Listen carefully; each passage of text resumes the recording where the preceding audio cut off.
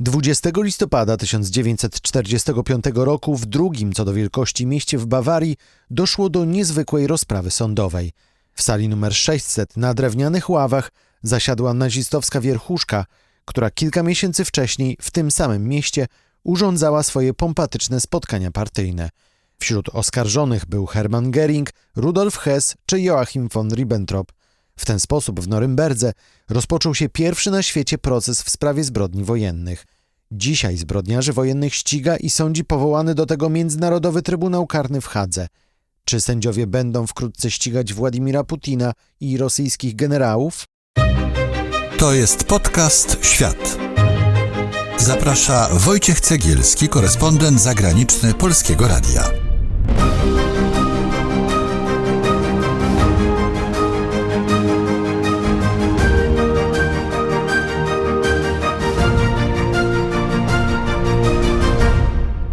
Ponad 3800 cywilów zginęło na Ukrainie od początku rosyjskiej inwazji na ten kraj. Według danych miejscowej prokuratury, wiele z tych osób zmarło w wyniku okrucieństwa rosyjskich żołnierzy, czy to pod spadającymi na bloki mieszkalne bombami, czy to od strzałów w tył głowy.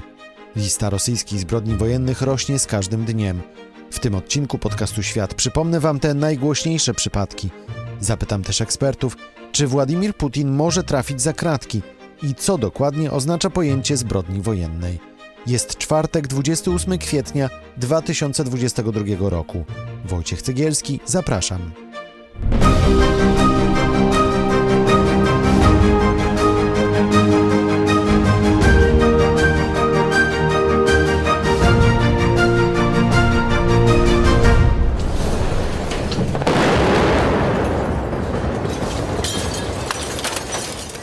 Mariupol to najmocniej doświadczone tą wojną miasto na Ukrainie. Rosyjskie bomby spadają tam niemal od 2 miesięcy. W marcu spadły m.in. na szpital położniczy.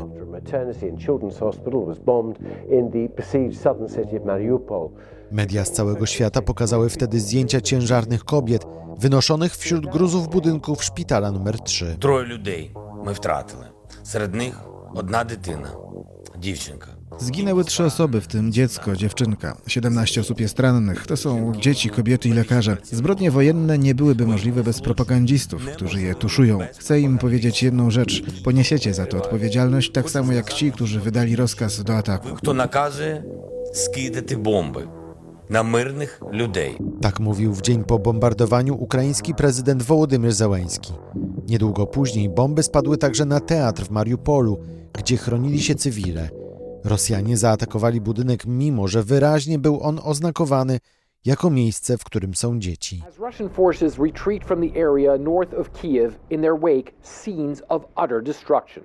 Na początku kwietnia dziennikarze w Buczy pod Kijowem znaleźli ciała pierwszych ofiar rosyjskich egzekucji. Po tym jak Rosjanie po miesiącu wycofali się z rejonów stolicy i media mogły pojechać na miejsce, świat zobaczył, co działo się w czasie rosyjskiej okupacji. Начало было, приехали сюда, развалили все двери. Najpierw weszli do naszego domu, wyważyli drzwi i wybili szyby w oknach. Zniszczyli nasze telefony. Potem zabrali jedzenie, bo byli głodni. Голодные. То был бой, и женщина из частного сектора. Wywiązała się walka. Jedna z kobiet wybiegła, żeby wciągnąć do środka inną ranną kobietę. Obie uciekały do ogródka, ale zostały trafione. Baliśmy się je pochować, bo wszędzie byli snajperzy. Потому что боялись, снайперы стреляли. Сьогодні зібрали 15 тіл типу Яблунський. Na tej ulicy znaleźliśmy 15 ciał. Wszyscy ci ludzie mieli związane ręce i zginęli od strzału w głowę. Pewnego dnia, gdy Rosjanie byli tu już na dobre, przyszliśmy do nich i powiedzieliśmy, że chcemy przynajmniej pochować tych ludzi, ale oni nie pozwolili. Powiedzieli, że jest zimno, więc ciała będą leżeć na ulicy. Wtedy powiedzieliśmy im, że przecież tu na ulicy leżą też zwłoki 3 rosyjskich żołnierzy. Oni więc zabrali tę trójkę. To wszystko było okropne. Теж треба забрати, як наші. W Buczy znaleziono w sumie 400 ciał. Ukraińskie władze szacują, że większość zabitych zginęła w wyniku rosyjskiej egzekucji. Rosjanie mieli zabijać nawet tych, którzy wbrew ich rozkazom ośmielili się wyjść z domów. Organizacja praw człowieka Human Rights Watch po wyzwoleniu Buczy rozmawiała ze świadkami zbrodni. report on Bucha is based on our interviews with 38 people. Rachel Denber z Human Rights Watch mówi, że organizacja udokumentowała co najmniej 10 egzekucji i wiele innych zabójstw. Raport w tej sprawie został właśnie opublikowany. What we found was that the Russian forces basically, were going from. Rosyjscy żołnierze chodzili od domu do domu i szukali osób, które miały pracować dla ukraińskiego wojska, czy też miały być informatorami. Mówili też, że polują na nazistów. Czasem szukali broni, przesłuchiwali ludzi, ale przede wszystkim po prostu strzelali do ludzi. Hunting for Nazis, sometimes looking for weapons, interrogating residents and the like. And what they did also was that Podczas tych przeszukiwań domów, czy też po prostu na ulicy, brali ludzi i strzelali do nich, czasem z bliskiej odległości. Niektórzy świadkowie opowiadali nam, że Rosjanie strzelali do tych, którzy wyszli z domów.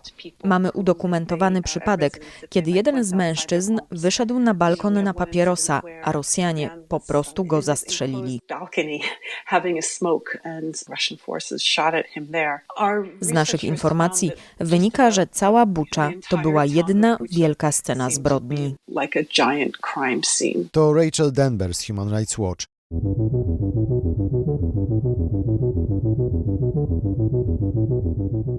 Bucza to jednak nie wszystko. Według strony ukraińskiej w całym kraju rosyjscy żołnierze zgwałcili co najmniej 400 osób, w tym także dzieci. Sama Rosja przyznała z kolei, że przymusowo deportowała około 1 miliona osób z Ukrainy do Rosji. Światowa Organizacja Zdrowia zanotowała z kolei 43 ataki na szpitale i placówki służby zdrowia. Rosjanie strzelali także w szkoły, przedszkola, do karetek i do wozów strażackich. Te wszystkie informacje, które właśnie Wam przedstawiłem, to prawdopodobnie dopiero początek tego, co Rosjanie robili i nadal robią na Ukrainie. Już za chwilę spróbujemy wyjaśnić pojęcie zbrodni wojennej i odpowiedzieć na pytanie, czy jest możliwe pociągnięcie rosyjskich władz do odpowiedzialności. Teraz zachęcam Was jeszcze, byście zajrzeli do naszych mediów społecznościowych i polubili profil podcastu Świat na Facebooku i Instagramie. Śledźcie też uważnie zakładkę Społeczność na kanale podcastu na YouTube i włączajcie się do dyskusji. A kiedy już wysłuchacie tego odcinka, to zostawcie swój komentarz do tego, co usłyszeliście.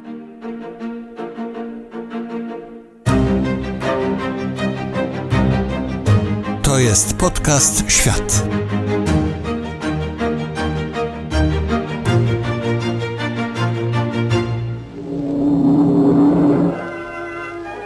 Judges from Britain, America, Russia and France assemble in Nuremberg's courthouse.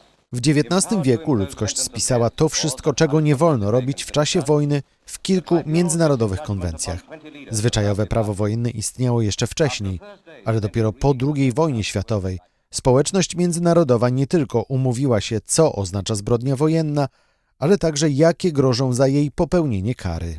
Zbrodnie wojenne, to mówiąc najprościej, to jest po prostu pogwałcenie międzynarodowego prawa humanitarnego. To nasz dzisiejszy gość, dr Agata Kleczkowska, specjalistka od prawa międzynarodowego z Instytutu Nauk Prawnych Polskiej Akademii Nauk. Czyli to są wszystkie te czyny, których dopuszcza się państwo, tudzież osoby, które wykonują zadania i rozkazy, które godzą w życie, zdrowie i godność osób, które biorą udział w konflikcie zbrojnym, zwłaszcza tutaj cywilów, ale również innych osób, które są w jakiś sposób chronione podczas konfliktów zbrojnych, czyli na przykład jeńców wojennych, korespondentów wojennych, duchownych. Zbrodnia wojenna to jest tylko jeden z terminów, to znaczy na wojnie można teoretycznie popełnić wiele innych zbrodni. Czym one się od siebie różnią? Przykładowo, Międzynarodowy Trybunał Karny ma jurysdykcję, tak jak powiedziałam, nad 4 rodzajami zbrodni. Pierwsza kategoria to są zbrodnie wojenne. Przykładem zbrodni wojennych może być na przykład zabójstwo cywila, z czym mamy oczywiście na Ukrainie do czynienia niestety bardzo często o tym słyszymy, ale to też może być tortury lub nieludzkie traktowanie, to może być zniszczenie czy przywłaszczenie mienia, które nie jest usprawiedliwione wykonywanymi działaniami wojennymi, to może być tak samo na przykład bezprawna deportacja lub przesiedlenie, bezprawne pozbawienie wolności, branie zakładników, atakowanie obiektów cywilnych, czyli takich obiektów, które celami wojskowymi nie są. I to są zbrodnie wojenne. Druga kategoria, i z tym również mamy do czynienia na terytorium Ukrainy, to są zbrodnie przeciwko ludzkości. Zbrodnia przeciwko ludzkości to jest termin, który oznacza rozległy i systematyczny, świadomy atak skierowany przeciwko ludności cywilnej. Czyli innymi słowy, do popełnienia zbrodni wojennej wystarczy, że żołnierz zabije cywila, natomiast jeśli chodzi o zbrodnie przeciwko ludzkości, tutaj to działanie musi mieć cechy bardziej zorganizowane. Te dwie zbrodnie mają miejsce na Ukrainie, to co do tego raczej większych wątpliwości nie ma i zdobycie dowodów z tego, chociaż co widzimy w mediach, nie powinno być jakoś szczególnie utrudnione. Natomiast jeśli chodzi o pozostałe dwie zbrodnie, nad którymi jurysdykcję sprawuje w tej chwili Międzynarodowy Trybunał Karny, czyli zbrodnie ludobójstwa i agresji, no tutaj sytuacja jest o wiele bardziej skomplikowana. W mediach ostatnio toczy się dyskusja o tym, czy można uznać to, co dzieje się na Ukrainie za ludobójstwo. Tak naprawdę media chyba już przesądziły, że to jest ludobójstwem. Joe Biden powiedział, że to jest ludobójstwo, wiele innych polityków też w ten sposób wypowiedziało się. Natomiast ludobójstwo, owszem, jako taka najpoważniejsza zbrodnia zbrodni, jak ludobójstwo jest nazywane, pewnie w takim wymiarze moralnym uważamy, że ta najpoważniejsza, najbardziej ohydna z zbrodni miała miejsce, natomiast w sensie prawnym to jest trochę bardziej skomplikowane, ponieważ żebyśmy mówili o ludobójstwie, to trzeba działać z zamiarem zniszczenia w całości lub części grupy narodowej, etnicznej, rasowej lub religijnej. Trzeba wykazać, że pojawił się ten zamiar zniszczenia w całości lub części grupy. To jest dosyć trudne, to jest tak zwany zamiar ludobójczy.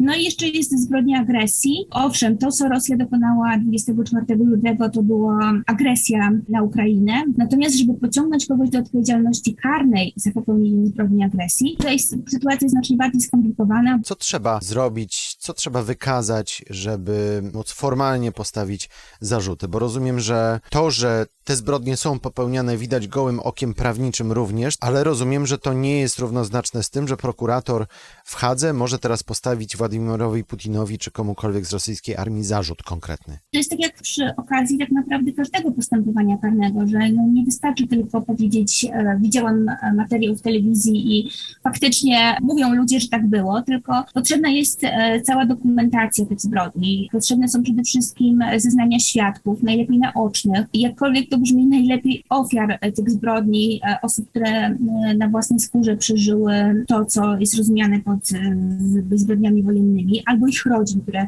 widziały na przykład śmierć swoich najbliższych. Rozumiem, że prokuratorzy, którzy badają w tej chwili te zbrodnie, nie mają problemu z ilością materiałów dowodowych, bo mają internet, bo mają zeznania Ukraińców, którzy są w Polsce czy na Zachodzie, więc tutaj udokumentowanie tego nie powinno być problemem. No nie, to nie powinno być jak najbardziej problemem, zwłaszcza, że też słyszymy, że Ukraińcy, którzy doświadczyli okrucieństwa Rosjan, że oni są wręcz chętni do tego, żeby przedstawiać materiały i dowody na te zbrodnie, ponieważ bardzo chcą ukarania sprawców, więc to jest jak najbardziej pomocne. No to teraz o tym ukaraniu sprawców. Załóżmy tylko i wyłącznie na potrzebę tej rozmowy, że Rosja wyda Władimira Putina, Rosja wyda dowódców wojskowych, którzy wydawali konkretne poszczególne rozkazy i dojdzie do procesu w Hadze. Co może grozić na przykład Władimirowi Putinowi? Międzynarodowy Trybunał Karny może wymierzyć osobie, która została skazana karą pozbawienia wolności, nie przekraczającą 30 lat, albo karę dożywotniego pozbawienia wolności, jeżeli przemawia zatem wyjątkowy ciężar popełnionej zbrodni i właściwości osobiste skazanego. Czy prokurator w Hadze w takim razie, myśli pani, wyda w jakimś najbliższym czasie na przykład akt oskarżenia wobec konkretnych rosyjskich dowódców czy polityków? To nie do końca tak działa z aktem oskarżenia. Przede wszystkim w pierwszej kolejności, ponieważ Międzynarodowy Trybunał Karny nie działa in absentia, czyli nie może sądzić pod nieobecność. Na początek, na wniosek prokuratora, Izba Przygotowawcza Międzynarodowego Trybunału Karnego musi wydać nakaz aresztowania danej osoby. Tak naprawdę prokurator wystąpi o ten nakaz aresztowania dopiero w sytuacji, w której zbierze odpowiednią ilość dowodów i będzie miał pewność jakby, że te zarzuty, które stawiane są czy dowódcom wojskowym, czy najwyższym w kręgach rosyjskiej władzy, mają tak naprawdę dobre ugruntowanie w dowodach. Dopiero wtedy zostanie wydany nakaz aresztowania. aresztowania i nastąpi wówczas sprowadzenie do Hagi tego podejrzanego. Rozumiem w takim razie, że biorąc pod uwagę realia, Władimir Putin musiałby potencjalnie wydać samego siebie Trybunałowi, albo musiałby wydać na przykład któregoś z dowódców wojskowych? To jest tak, że Władimir Putin cieszy się w tej chwili jako prezydent Rosji tak zwanym immunitetem funkcjonalnym. Immunitet funkcjonalny nie chroni przed odpowiedzialnością za zbrodnie prawa międzynarodowego, więc jak najbardziej będzie mógł być sądzony przed Międzynarodowym Trybunałem Karnym. Natomiast jeżeli chodzi o sytuację, w której Międzynarodowy Trybunał Karny wyda nakaz aresztowania, to nie powoduje jakby tylko tego, że sam Międzynarodowy Trybunał Karny jest odpowiedzialny za ściągnięcie go do Hagi, ale wówczas następuje przesłanie tego nakazu aresztowania do wszystkich państw stron statutu Międzynarodowego Trybunału Karnego i takie państwo strona, które otrzymało wniosek, nakaz aresztowania takiej osoby i dostarczenia jej do Trybunału, ma obowiązek natychmiast podjąć kroki w celu aresztowania takiej osoby podejrzanej i przekazania jej do Hagi. Co oznacza, że jeżeli taki nakaz aresztowania zostanie wydany, to Władimir Putin jakby nie będzie mógł się swobodnie poruszać po świecie. A czy Rosja jest stroną? Nie. Rosja nie jest stroną, co więcej Ukraina nie jest stroną statutu rzymskiego. Czyli dopóki Władimir Putin jest w Rosji albo na Ukrainie, to jest pod tym względem bezpieczny. Tak, choć myślę, że akurat na Ukrainie nie jest bezpieczny. Bardziej powiedziałabym, że na Białorusi niebezpieczny, bo Białoruś również nie jest stroną statutu rzymskiego. Myślę, że Ukraina szybko doprowadziłaby do albo wydania do Hagi, albo sama chciałaby osądzić Władimira Putina, więc tutaj akurat bym takiego stwierdzenia nie zaryzykowała. Doktor Agata Kleczkowska, specjalistka od prawa międzynarodowego z Instytutu Nauk Prawnych Polskiej Akademii Nauk, mówiła o tym, jak mało prawdopodobne jest obecnie postawienie Władimira Putina przed Międzynarodowym Trybunałem Karnym. W tym odcinku podcastu Świat to już wszystko. Przypominam, że premierowe odcinki możecie znaleźć w każdą kolejną środę na stronie podcasty.polskieradio.pl oraz na innych dobrych platformach podcastowych, w tym na Spotify, SoundCloud i Apple Podcasts. Przypominam też o naszych profilach na Facebooku i Instagramie, które nazywają się po prostu Podcast Świat. Subskrybujcie też kanał podcastu na YouTube, gdzie w każdą niedzielę pojawiają się nasze propozycje wideo. Za dzisiaj dziękuję już bardzo. Wojciech Cegielski. Do usłyszenia. To był Podcast Świat. Do usłyszenia w kolejnym odcinku.